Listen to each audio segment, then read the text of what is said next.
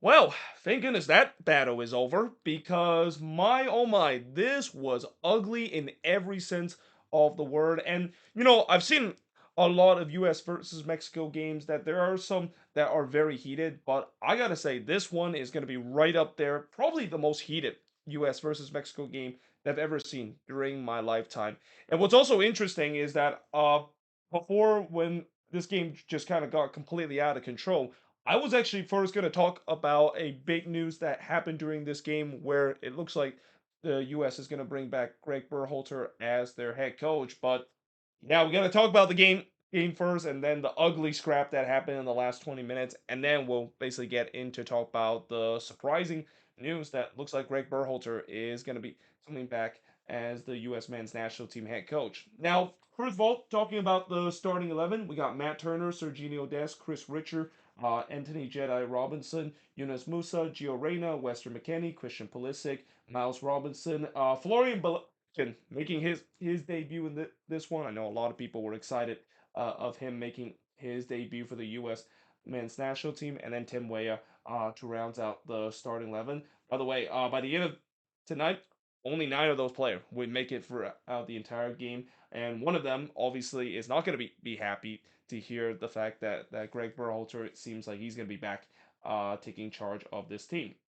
Now, in the first half, since this game is at Vegas, it's a home game for El Tri. I mean, it was dominated by Mexican fans. Sure, yes, there was definitely some Mexican fans. And by the way, I did watch this one on 2DN and watch the Spanish broadcast because I think this one was on Paramount Plus, and I unfortunately don't have Paramount Plus. And even though I tried to find a knockoff stream of an English language broadcast, I couldn't find one because all of them was just from 2DN. And since I already have 2DN, I might as well just kind of watch it from my core cutting network. So yeah, I was watching this one, and that get again going back to the crowd. It's a home game for Mexico when it's in Vegas, but the 2DN broadcast, at least they try their best in terms of showing that there at least are some Americans fans in the stadium. But I also thought that it was a fast start to this game. I mean, it was very frantic early on in this one. It was kind of back and forth between both of these teams, and there was just no feeling out period. Like if you thought that both of these teams was going to take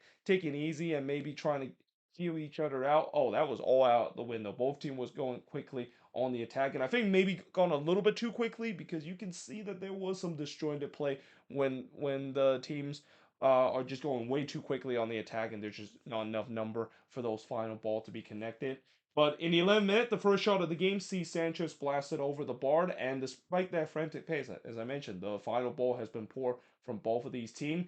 But in the 23rd minute, this was the first big opportunity of the game. I mean, Pulisic, yeah, he would definitely want this one back, and this one, have he converted this one? Little did we know that this could have been his first of 3 goals of him scoring a hat trick against Mexico, as he went around the keeper there and he did all the hard parts. All he had to do is slot it into the empty net, and he blasted high. I mean that, yeah. Again, that was definitely not a great moment for Christian Pulisic, but fortunately for him, he did make up for it for the rest of the game.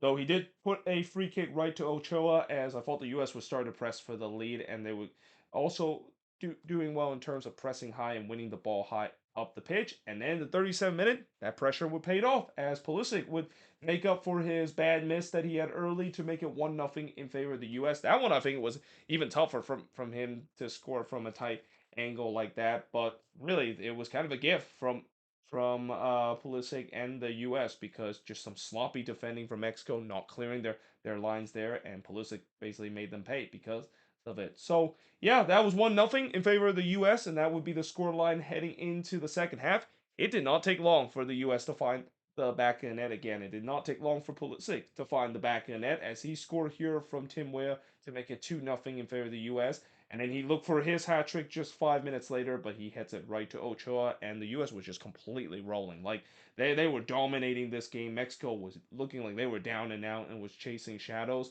We then get some small coming together after Pulisic and Pineda had some choice words with each other. Little did we know that was kind of a powder keg of what it would just completely blow apart. in the last 20 minutes of this one. Reina then puts it way high from long range before Alvarez with a rare opportunity for Mexico as he's trying to stab it in the back post, but just missed that one. And then this is where the shit show began. I mean, this is where, you know, how many times I mentioned we have seen some CONCACAF shithousery and just peak CONCACAF moment. Oh yeah, it began in the 69 minutes, and also nice on that because it started with Montez, of course, getting a straight red because of a kick out on Balogan. I mean, you can clearly see Montez were very frustrated with Balogan. I think Balogan actually fouled Montez earlier, and Montez basically retaliate by doing that kick out. And yeah, when you retaliate like that, it is a straight red, even in CONCACAF level. And then with that happening, you knew that it was going to draw a huge crowd, and it did. I mean, it was on from them. Both of these teams was clashing in front of the Mexican bench. McKenny actually had his shirt ripped off there, and he basically proceeded to do one of the most savagey things you can do, which is he hits the badge right in front of the Mexican bench and the El Tri faithful. I mean, it doesn't get more savage than that for Weston McKennie. Unfortunately, he also got himself sent off, and I don't know if he got sent off for that savagery or the fact that he was kind of involved in that melee in the middle too. I'm not sure. Maybe he might have used his hand on one of the neck or the face of the Mexican player, but yeah, the referee sent McKennie off there. Though again, one thing I will say about the referee in this game, it looked like it was a well-controlled game for about 65 minutes, and then he kind of just lost control of the game, and then it was just kind of on from then. But in the 76th minute, Herrera would heads one that is gathered by Turner before Turner would rob Jimenez. But Antuna did get the rebound, and he missed the empty net there, doing his best Christian Pulisic impression there. But that wouldn't have mattered because the flag went up, and it was actually Jimenez, the one that was in an offside position. So it's not going to count as a save for Matt Turner, but obviously Matt Turner was definitely on his games, even though he didn't really had to do much in this one. And then just 1 minute later, the U.S. made it 3-0. It's Ricardo Pepi coming off the bench in this one, scoring for Serginho Dest to make it 3-0. Just 3 minutes coming in as a sub, and yeah, you can clearly see that. I think Ricardo Pepi, from what I heard doing his time in the Eredivisie, he has been red hot, and that this is a guy that I won't be surprised he might be back in the U.S. men's national team picture. I mean, that number 9 position has always been a huge question for this team, and it's gonna be interesting to see. Like I know Bolligan is in this team, and that there's a lot of hype surrounding him ever since he of course decided to switch his allegiance to the U.S. But don't be surprised that Pepe might get himself back into that conversation, and he definitely does that by coming off the bench and making an instant impact to make it 3-0. So yeah, basically this is where I thought, okay, well, 3-0. It looks like the game is over. I don't really need to keep too much attention to this game, right? Well, no, not exactly, because after there was a huge shout for a penalty from the Mexican fans that was not given, in the 85th minute, it kicked off again. Both Serginho Dest and Arteaga actually got a red card here, and this really started when Alvarez actually fouled Dest there. I mean, you could argue that that should be worth a yellow card, even though Alvarez actually, I don't think he got a yellow card out of that. And then Dest and Arteaga kind of put hands on each other faces and put hands on each other neck, and yeah, that's definitely gonna be violent there, and that rightfully so, the referee decided to show the red. In fact, the referee was holding his red card, trying to escalate that. Which I mean, I don't think holding your red card in front of those players is gonna get each of those players calm down. I mean, that's like saying you're trying to stop a kid basically from fighting each other, and you're just basically holding like a paper that says, "Yep, you're gonna be grounded from there." Okay, maybe that's not a really good analogy, but you get what I mean about the fact that that was kind of interesting. Why the referee just kind of hands out the red card in his hand and just kind of hold it like this while the melee is going to happen. And also, while that was happening, the beers were chucking down from the stands because this is a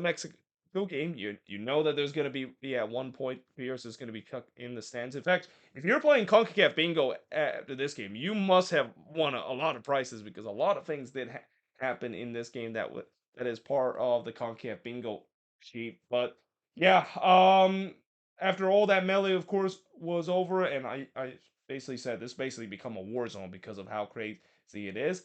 And well, after all this has happened in the 90th minute, guess what happened?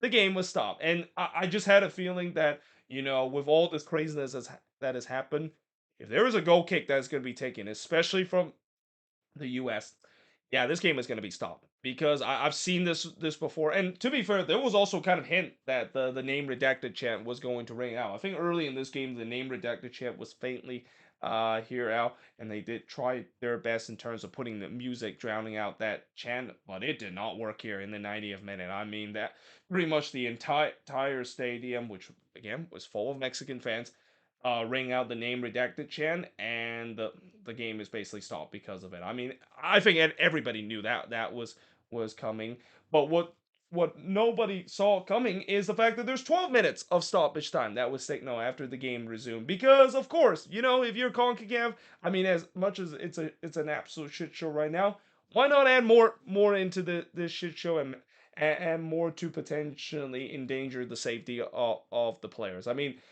as much as I have talked about CONCACAF and jokingly talk about all these crazy, these stupid things that they've done, sometimes it just makes me get to a point where this is getting out of hand, and I think that was just absolutely uncalled for them to show 12 minutes of stoppage time. And even a little spoiler alert, they didn't even play the full 12 minutes of stoppage out of this because while the fans of course didn't seem like they were interested to the shit show and they started to head to the exit, whatever amount of fans that was still in the stands, they basically rang out the name redacted chant. Like, honestly, at that point I was just praying, please tell me there's not going to be a goal kick that is going to happen, because for every goal kick that Matt Turner is going to boot, that name redacted chant is going to ring out. And sure enough, a goal kick happened in the 6 minute stoppage time, and the name redacted chant was rang out. And Turner, you can see he was very angry about that. He was very ticked off, and I don't blame him because yeah, that probably shouldn't have happened if they didn't just blow for the full time whistle in the 90th minute. And then in the 7 minute of stoppage time, we saw another goal kick, and I was wondering, do they have it? Do they finally think about stopping this? Because I know, at times, well, some might think that at a shit show like this is fun to watch. There's just times where it just gets too ridiculous. Like, it's almost like if you tell basically the same joke over and over again, I'm pretty sure someone eventually gonna tell you to stop and just think of something different. Because in the 7 minute of stoppage time, with the goal kick being taken from Matt Turner, he boots it up, and the referee blows for the full time whistle because the name redacted chant rang out again. So yeah, again, the name redacted chant basically stopped the game. The fans basically stopped the game, which I think that is probably the most fitting way for it, and probably the saddest way for what has just been an ugly US versus Mexico game that is definitely going to go up there for all the wrong reason if you're a Mexican fan, and maybe in some way the US too. I mean, yes, the US of course got a 3-0 win, and I should be happy about that. But what I'm not happy after this game is the fact that the US are going to be without a couple of key players. I mean, Western McKennie is not going to be available. Serginho Dest is not going to be available. I mean, the Western McKennie one, I feel like that was harsh. I mean, I really didn't see much of what McKennie did that is worthy of red card. The Sergino Des one, I think it's more worthy because yeah, you're Sergino Des. You can't do that. Like, this is the 85th minute. You're up 3-0. There is absolutely no need for you to retaliate the way it is, and that I think in some way Mexico was kind of playing that, like they were going to play that sore loser role. That, hey, if we're losing by a lot, we're getting absolutely embarrassed, so we're just gonna bait you in terms of making those silly fouls, and also making those silly decision. And unfortunately, the U.S. kind of took the bait a couple of time out of that. But in terms of the shots in this one, 11 shots compared to 5 that Mexico has, 1 shots on goal compared to 5 that the US had, 3 shots off target for both of these teams, 3 shots on block for the 1 that Mexico has, and possession wise, 53% possession compared to 47% possession that the US has. And you know who is going to be very happy after seeing this game besides the US? Canadian fans. I mean, Canada must be enjoying this because now knowing that they don't have to worry about McKinney and Des, two of the more important player on the midfield and on the defensive end for the U.S. and that yeah, I've said before that today in the news of the week I'm very interested to see a U.S. versus Canada game, but now it feels like the U.S. maybe could be up against it because Canada is going to be really up for it, especially with the way that they have a chance to win their first major sure trophy since winning the Gold Cup all the way back in the early 2000s, and that again I think coming out of this game for the U.S. They just got to keep control their emotion. I mean, I thought they played well in this one. Don't get me wrong, but what kind of ticks me off is the fact that they didn't control their emotion and let it get the worst out of it, and that's going to be something thing that I think they need to of course work on. Now, obviously, heading into the next game, it's also going to be interesting to see whether or not if BJ Callahan, the interim head coach, is going to be still in charge because as I mentioned earlier, it seems like Gregg Berhalter potentially is going to be returning as the U.S. men's national team head coach. Now, there's obviously going to be some angry reaction toward it, especially from the Doomers from the U.S. men's national team Reddit page and the Twitter page. That's going to be very angry about that. But for me, I'll say this.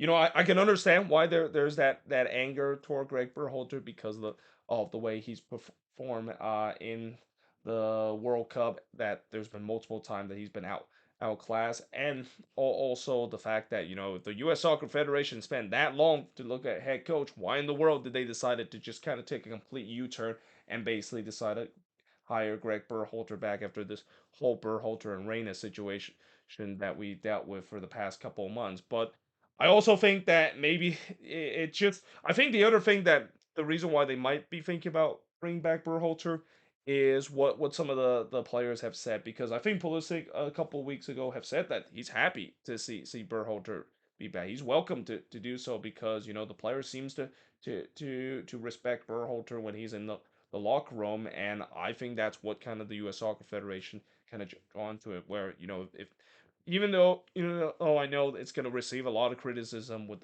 the way that Berhalter was in the center of the whole drama he has with the Reina family. If the players are respecting it and that he gets the command of the locker room, then yeah, I think that could work out in the end. But obviously, the other side of this argument is the fact that, well, yeah, but he's still in the center of this whole controversy, and it's just not a good look. The fact that the U.S. Soccer Federation took so long to look for their head coach, only for them to go back to Berhalter. I mean, it feels like it's a very kind of cheap option for them to. It's almost like they cheap out on this, and that yeah. Overall, I mean, for me, I just think that if Berhalter does comes back, we'll see how this team is going to look and how the reaction is going to be, and especially. I'm gonna be interesting to see what's gonna happen with Gio Reyna because Gio Reyna again I don't think he's gonna be happy the fact that he's gonna see Greg Berhalter back in the lineup, whether if he admits it or not. I mean, I think once Greg Berhalter does return, there's going to be a lot of people who's going to ask Gio Reyna and his opinions about that, and it's going to be interesting to see how Gio Reyna will react because the media here it can be a little bit vicious, but I think in the end he'll just say some of the right words and basically said that yeah he's happy that he's back and we're just kind of moving past that whole saga that is going on and looking to continue to win in the future because after all that's what the plan is for this US team. But either way, again, it's going to be interesting to see when Berhalter does take charge of this team again. That how things will be better. I mean, now I think before Berhalter has already had a lot of pressure in terms of this U.S. team, and there's been a lot of criticism has been thrown at him. Well, now it's going to be even more to a point where I do feel like if he does make any bad decision, or if there's even a bad game that goes wrong for the U.S., he's going to receive most of the heat, and I feel like that at times is just completely unjust the five. And I would also say that even in some of those games where the U.S. does win, but only by a smart margin, people are going to throw criticism because it's a very easy way for the fan base of the U.S. to just kind of throw criticism because of the whole situation with him and the Reign of Family saga, and also not to mention before how he did not do a good job with his U.S. team during the World Cup. But either way, let me know in the comments below what do you think of this game. I mean, this game was something else, and also the Gregg Berhalter situation of him coming back to the U.S. and whether or not if the U.S. Soccer Federation make the right decision of bringing Berhalter back, despite the fact that it seems like they were moving on from him after the Berhalter and Reina saga. But either way, hope you guys enjoyed this video. If you do, make sure you guys leave a like, smash the subscribe button, and yeah, I of course will see you guys next time.